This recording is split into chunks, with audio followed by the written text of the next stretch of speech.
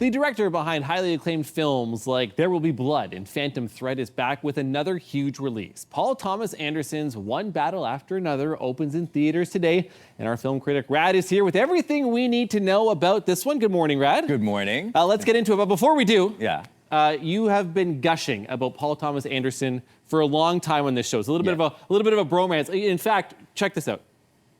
I mean, P.T. Anderson, that's all I need to know, because this is my favorite filmmaker working today. Well, for me, and this is predictable, it's Licorice Pizza. And that's because it's made by Paul Thomas Anderson, who is my favorite filmmaker working today. It's also made by my favorite filmmaker working today, Paul Thomas Anderson. The only reason I'm saying one of is because I didn't expect Paul Thomas Anderson to make it into the cut in, Phantom Thread is my favorite movie. It's a one-sided bromance, at least, pretty right? redundant, aren't I? Well, you love what you love, right? Yes. For it. So let's get into it. You've clearly talked about him before. Yes. Why do you love his work? I also feel like that was just a fraction of the amount of times I I've talked about him on this so show. Look, I mean, I just don't think there's any other filmmaker working at this scale on his level. And, this guy, Paul Thomas Anderson, I mean, he's a product of like Jonathan Demme, Stanley Kubrick, Robert Altman, all those great influences rolled up into him. And he makes movies that I just want to live in. I want to soak up those images and those sounds and those vibes. And,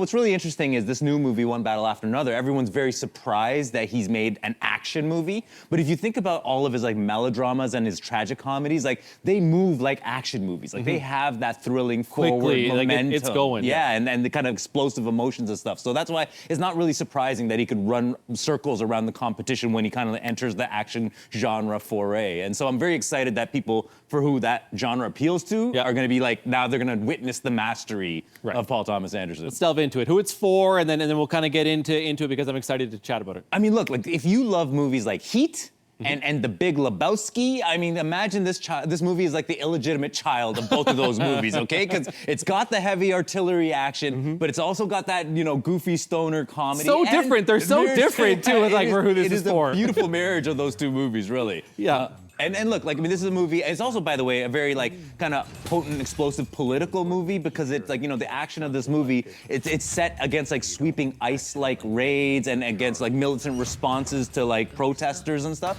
And the movie, it stars Leonardo DiCaprio. He's playing, this burnt-out pothead, former revolutionary. He's a guy, he's kind of an emblem of, our youthful days where we really stick to our idealism and we kind of believe in a sort of radicalism, or we're seduced by radicalism and idealism, but then we get older and become disillusioned and we, kind of lose our sense of purpose. Or in this case, we end up having children and all of a sudden, we have to provide for or protect those children as opposed to save the world. Right. So that's the situation he's in, where he's like a pothead struggling to raise a 16-year-old daughter, but then the world he once tried to save comes crashing back into their world when, so basically you get this former foe, a militant colonel, and also white supremacist played by Sean Penn. Wacky performance from Sean Penn. He comes back crashing, chasing after them. So Sean Penn, Leonardo DiCaprio, but also for PTA, Oscar buzz abound, you think, already? But possibly for all of them? Basically, everyone's it's now a foregone conclusion, right? They're saying Sean Penn, he's so funny, he's flexing his comedic muscles. He's gonna